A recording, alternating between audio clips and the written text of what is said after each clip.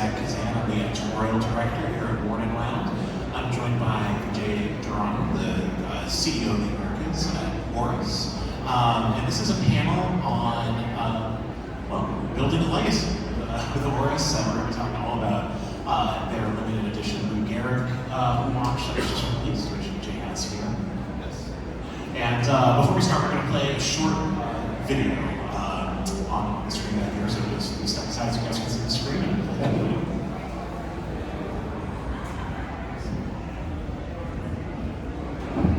For the past 2 weeks, you've been reading about a bad rag. Today, I consider myself the luckiest man on the face of the earth.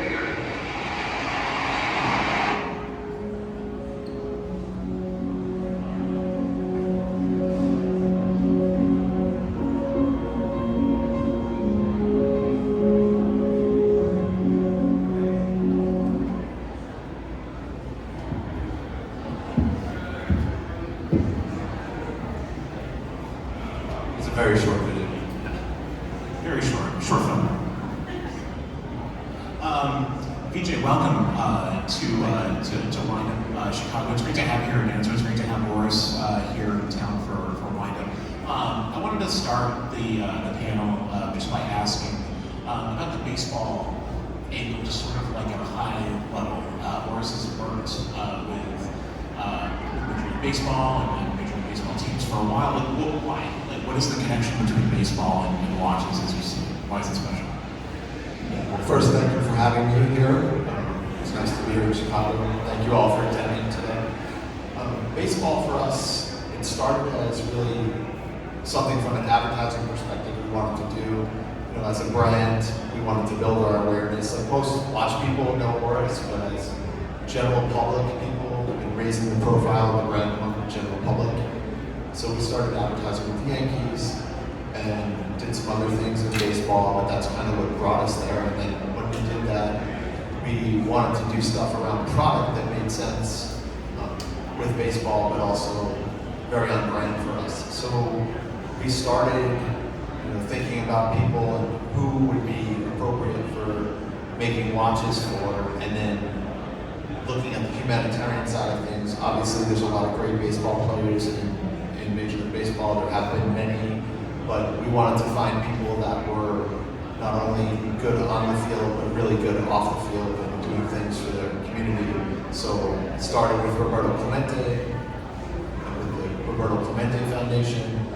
He was a huge humanitarian, obviously died in a plane crash delivering humanitarian aid. Hank Aaron was another one who did a lot for Chasing the Dream Foundation with underprivileged children, education, that sort of thing. And now Gehrig, obviously being personally a Yankee fan certainly helps. Was very nice, but also the ALS connection to that and his legacy within that world. So that's in a nutshell why baseball. I mean, the humanitarian angle is something that kind of like is a through line with Oris. Like we see the conservation efforts that Oris is involved in as well. There's always this element of kind of like doing something good for the world and giving back to the community. It also, I think, I don't know, maybe this isn't something that you think about necessarily.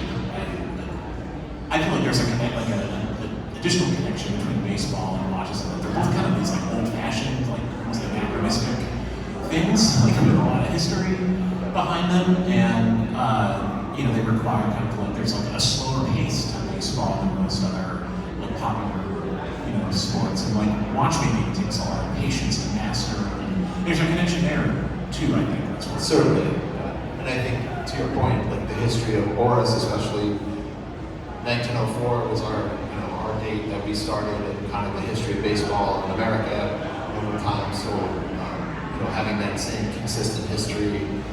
The platform we've used for these watches has been our pointer date platform, which has been in our collection since 1938, and so we've made some nice things around that. So we're trying to lean into the heritage of that and the history of that as well.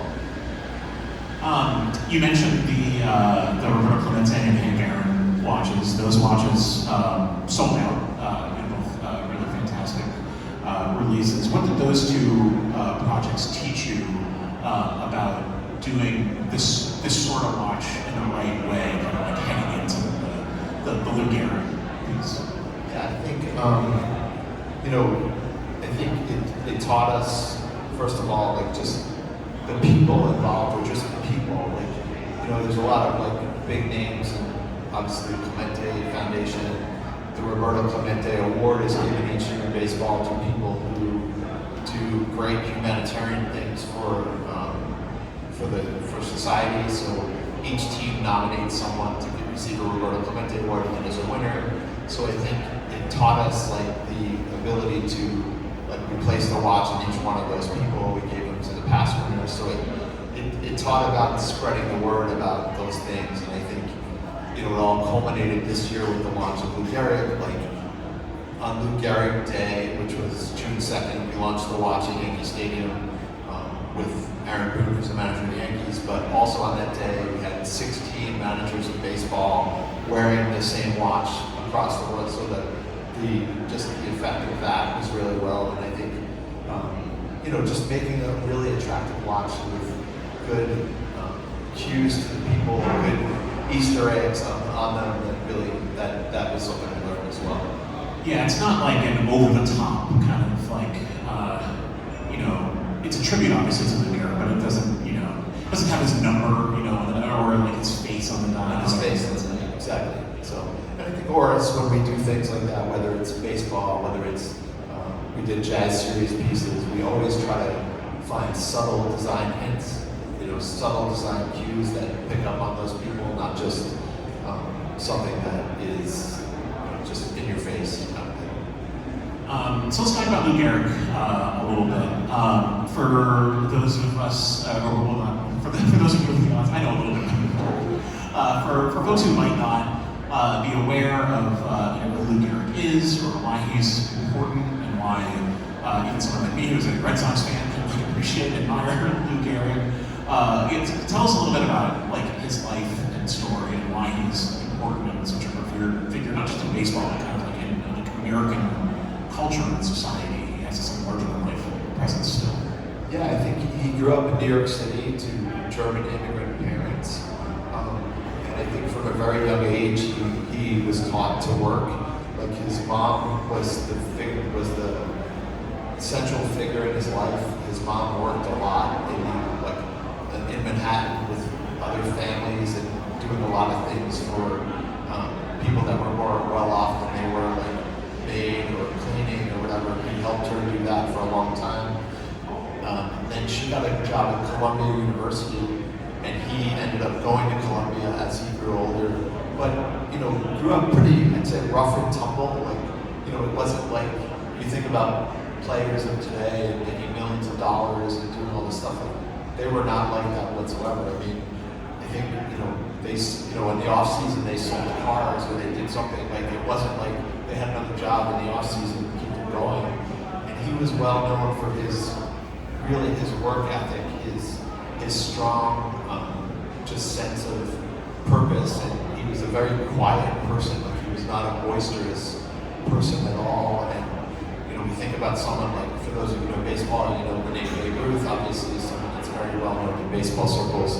And Babe Ruth was a very boisterous, loved the camera, loved the attention, loved that. So I think Lou Gehrig was the exact opposite of that. So I think as he went on with his career and went on to play, one of the things he's most well known for is he had a consecutive game streak where he played for 2,130 games in a row without a break, without taking a day off. And I mean, if you think about that in today's world, just in general, people, and then you think about that in today's baseball world, that just doesn't happen and will never happen again. I think obviously Cal Ripken broke the record in the 90s, but I don't think we'll ever see that sort of thing again. But again, going back to Lou Gehrig, he was known for being really strong, hardworking. His nickname was the Iron Horse. That was what they kind of looked at him as. And we saw in that video clip, very famous moment where he retired from baseball after being diagnosed with ALS, which of course is now commonly known as Lou Gehrig's disease. So you can talk a little bit about that, kind of like that. shaped his legacy, like, beyond his baseball career a lot. Yeah, and I think like he was in the prime of his career. Like he was really strong, and he was diagnosed with ALS, and they didn't really know what it was. And I think at the time, it wasn't really a well-known thing in the country about what ALS was. And I think his biggest legacy was obviously the dignity by which he handled that diagnosis with, the way he conducted himself. You see the video, just how he's talking about it. And that day he wasn't supposed to speak. Like they made him talk. Like he was not going to speak that day, and they came over and made him speak to the crowd. And but I think his legacy is such that he gave a face to that disease and helped kind of raise the awareness of that disease in America, and went on for funding and things like that. And to this day is still, the foundation that bears his name, the Gehrig Foundation, for them, helping to find a cure for not just ALS but also MDA and different muscular dystrophy and things like that. So. You're a lifelong Yankees fan. Can we talk a little bit about like how you first kind of like learned about the Lou Gehrig story, like what his story means to you personally? Yeah, I think growing up as a fan of baseball and then also the Yankee fan, I mean, he was always considered one of the greatest players. You always hear the name Gehrig, you hear the name Ruth, you hear the name Joe DiMaggio, those kind of things. And I think from an early age, personally, I knew the name Lou Gehrig, but I think really in doing this project and working more, I learned a lot about Lou Gehrig and about his legacy and the kind of person he was, his family life, and just kind of all the things around him as a person. He truly is one of those like figures in sports that like transcends the sport. He's like, I would put him on the same categories like Jackie Robinson or Muhammad Ali, and like some of these other people who are like, they wound up being like as important to society and culture as, or more so even than his greatest sport. Yeah, and I think one of the things that I think the people, the good athletes do, is they use their platform to do other things than what they're doing. So I think we as Oris, we also look to that sort of thing and try to do a similar approach where you kind of use your platform as a brand, as a global voice to tell stories, to bring things forth. And I think that is what I admire a lot about the people that do that sort of thing, the athletes that do that, really step beyond and do things beyond off the field. Let's move on to the watch itself. Can you talk a little bit about the development of the watch, what that process is like, and maybe how it was similar and different, I'm sure, from the Clemente and Aaron watches and other watches that are kind of comparable to the Oris, history of limited editions. So as I was saying before, the baseball stuff we've done around the Big Crown Corner Gate platform. So, but this time we wanted to make something like Roberto Clemente was obviously the first one. Had the colorway of the Pirates. We made the Hank Aaron with the colorway of the Atlanta Braves and the red, white, and blue that it was. But this time we wanted to make something that was a little bit different.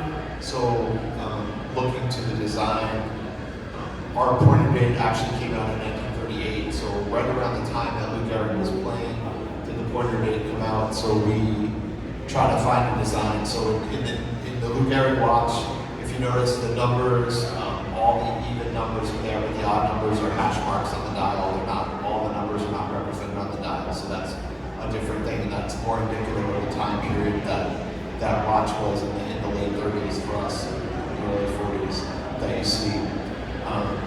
And then his nickname, the Iron Horse, that is the color of the dial. So that steel, that brushed sort of iron look to the dial was what that was about and how we did it.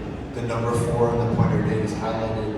So we went back and forth with the design on this for a bit of time, trying to get the right design and trying to get it done. So yeah, I've been really pleased with the way it came out and really happy with the watch. It's in my hand here. I should open the box. Yeah, open it up.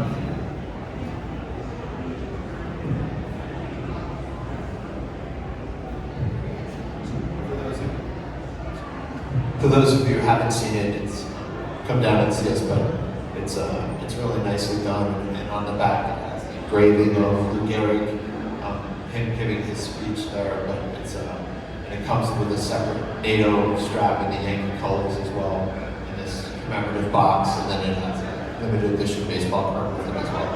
So there you see.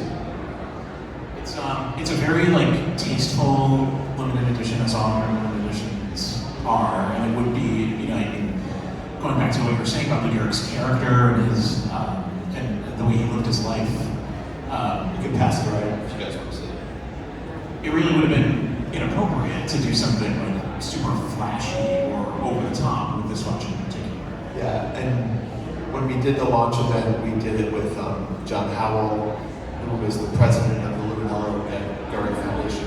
His parents actually knew the Gehrigs, like, so there's a long history of like just family that they were there. And he said that this would have been a watch that Lou Gehrig would have worn, like no doubt about it, in terms of just how he was and understated and all those things.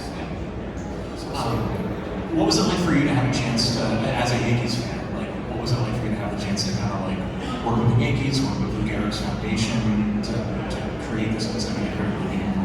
Yeah, it was really unbelievably fulfilling for me on many levels, and you know, obviously working with Aaron Boone for a bit of time, so he was part of the project. He's the manager of the Yankees, so being part of that was really personal for me, and yeah, it was really great to be a part of that.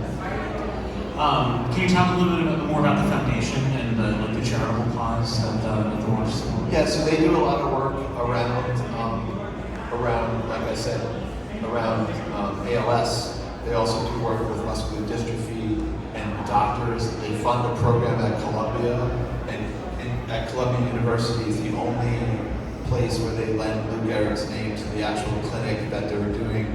When we did the launch event, we actually had some doctors that came from the clinic, and they feel very confident that they're close to finding a cure for it, or they're very close in terms of the research they've been doing of late, and not just find a cure for ALS, but also for all the other muscular diseases and things that affect it. They feel they're using a lot of genetics that are now on the right track to getting that done. And the foundation itself, they don't take, like, it's strange, but they don't take individual donations from, like, if you wanted to donate as an individual, they don't necessarily take donations that way. They take corporate partnerships and find people, because they're very careful about whom they lend the Lou Gehrig name to and what it stands for. And John Howell, he was saying how particular Eleanor Gehrig was about the people and the names and